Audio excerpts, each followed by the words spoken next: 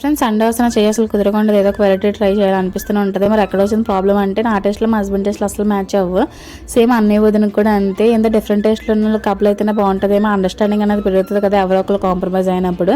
నా కోసం కాంప్రమైజ్ అయిన హ్యాపీనెస్ కూడా ఉంటుంది. అయితే చికెన్ లెగ్ పీస్లు అయితే తెప్పించానమాట, కేఎఫ్సీ స్టైల్లో చేద్దామని చెప్పేసి. దానికోసం ముందుగా చికెన్ లెగ్ పీస్లు మసాలా అయితే పట్టిస్తున్నాను.